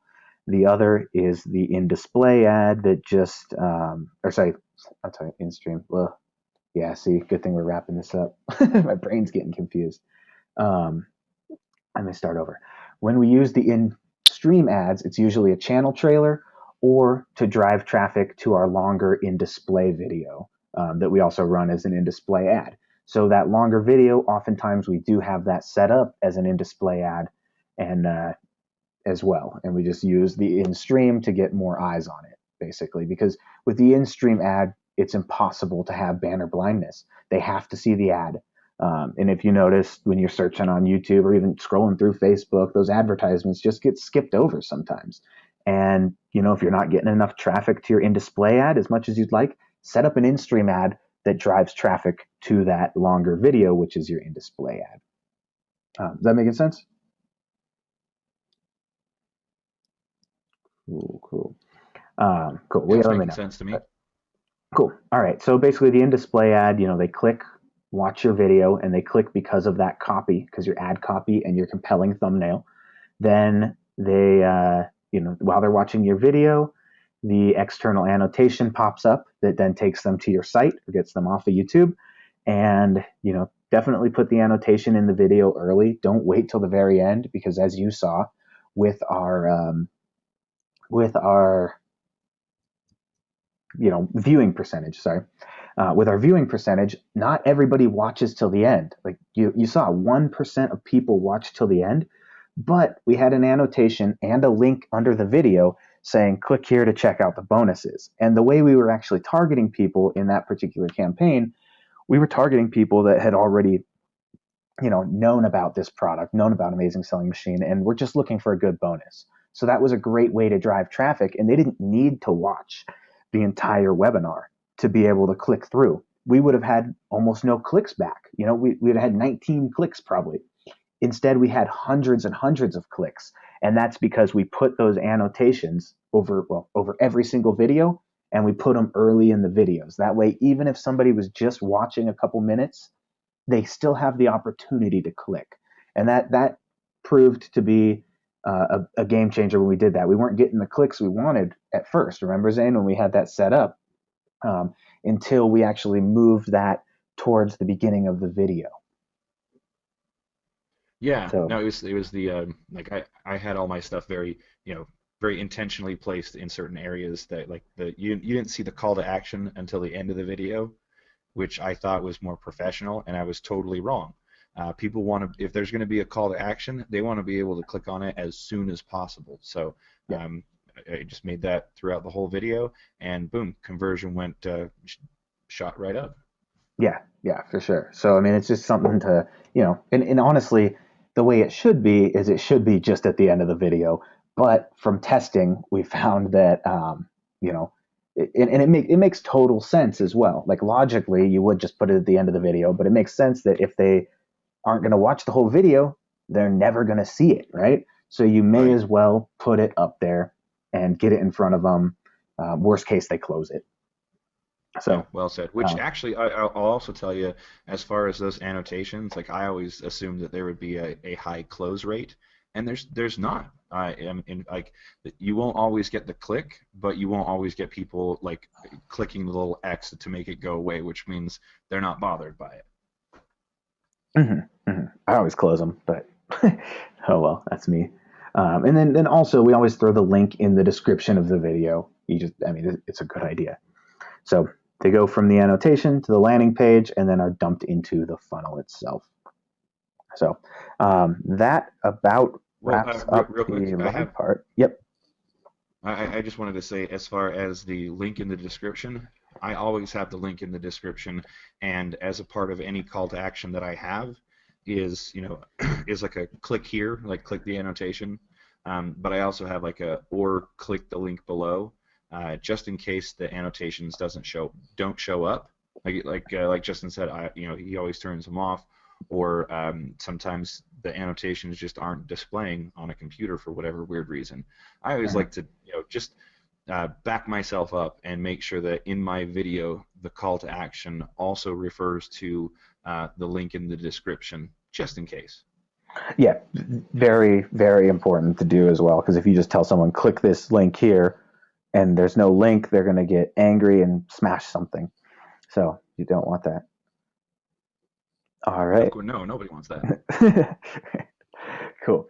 All right. Well, let's move into the homework and kind of wrap this up, and then I will be sure on my homework to put those videos together. I'll just kind of play a couple of our commercials and talk about why we scripted them the way we did, and that should really, really help when it comes to scripting your videos. You can kind of either model them off of that or just basically apply those fundamental principles that we're using to kind of get that going. So we'll get those out shortly. So homework time. First, we're gonna plan out our campaign. See exactly you saw those maps I had. What do you want to do? Do you want to? I would recommend starting with an in-display ad first. And like I said, if you're not getting the traffic you want, use an in-stream to drive traffic to that in-display ad. Which also keep in mind, you're not going to be paying twice. If somebody views your in-stream ad and it's a trailer going to an ad that they're doing to a video that's also being ran as an in-display ad, and they click on the in-stream ad and are taken to the longer video, you're not going to pay twice because they didn't. You're just not going to pay twice. So that's good to know because they're not actually seeing an ad the second time, or it's not being triggered as an ad, even though you might be running it as an ad as well. Then we're going to script and create our ads. And that's just kind of get them planned out. And, we do have that mastermind group. We have those milestone sessions. So once you got your project and your product and your properties set up, if you're a little ahead of the game and you want us to check out your script and all that, just bring that with you. Or, we can help you kind of brainstorm some ideas for that as well. Then you're going to kind of build your campaign. You can do this on paper first before you put it in AdWords. Like I said, you've probably been, or like I said, we did was we used an Excel spreadsheet as we were doing research, compiled all the different keywords we were searching for, all of the different placements that we could use and things like that. So hopefully when you were doing your research, you got a little jump start on this. If not, no big deal. Just go ahead and do that now. Just compile a thing of keywords, placements, and go through those interests and see if any of those, dig through that list that Google has and see if any of those might fit as well. And then you're going to go ahead and run a few dollars through your campaign and test it. If you got the AdWords coupon, try and spend $25. Blow through that $25 in a couple days. Maybe it's 5 days. You have $5 a day or something. So then after 5 days, you have an extra $75 in your account, and you should know if your campaign's running well or not, and just kind of scale it up from there. And then comes monitoring and tweaking your ad, or your campaign, like I showed you. And we can really dive into that when we're doing the AdWords audit. That'll help out a lot. And then next thing, just go ahead and schedule your second call with us if you haven't scheduled your first yet, or if you haven't. Well, schedule your second call if you've already scheduled the first, but otherwise schedule the first. So just get on the call with us, and we can kind of help you get pointed in the right direction. Now, I know this is the last session, but don't worry, we're not going to abandon you. This is what's going to happen going forward. You have the mastermind group, definitely use it. And, go ahead and just make sure to finish out your strategy sessions. We really want to help you and, get you pointed in the right direction. So once you get these things rolling, I know this is kind of a lot of information that you got dumped on you all at once. And like we had just mentioned earlier, we are going to be breaking these videos out into easier to digest modules. And we'll put all those in the members area, get that all out to you. And we'll keep you all updated via email and the Facebook group as well. But please finish your strategy sessions, get those scheduled. We can definitely help you out and get you pointed in the right direction and help you jumpstart this whole process. And Yeah. yeah, go ahead. Well, I just wanted to add to that. Um, uh, yes, we want to encourage you to use the mastermind group and chat amongst yourselves if you have ideas or you want to just throw out ideas and see what the rest of the group thinks. But if you have questions specifically for Justin and myself, don't put them in the community. Write them down, and then bring them to the strategy session. Right. So I just want to make sure that there's a clear distinction between mastermind group and strategy sessions. Like strategy sessions, that's for us. Mastermind group is for everybody. So just Yeah, make don't sure to drop any understand those. personal. Don't drop anything personal you'd want, like if it's a key insight to your campaign or your product. You don't want somebody else, kind of stealing your hard work, all that good stuff as well. So keep that for the strategy session. Yeah, exactly. But I mean, just so that there's that's a mastermind group, and there's everybody, and then strategy is us. So Yeah, and yeah, for don't sure. don't give away key pieces of advice or key pieces of your campaign either. So Yeah, but no, I um, mean, if you have things that are working well, or you just have a general AdWords question or something like that, feel free to drop that in there. Hopefully, somebody in the group can chime in. If not, I'll chime in as well. That's a great place to kind of. I know that the whole targeting can get kind of confusing,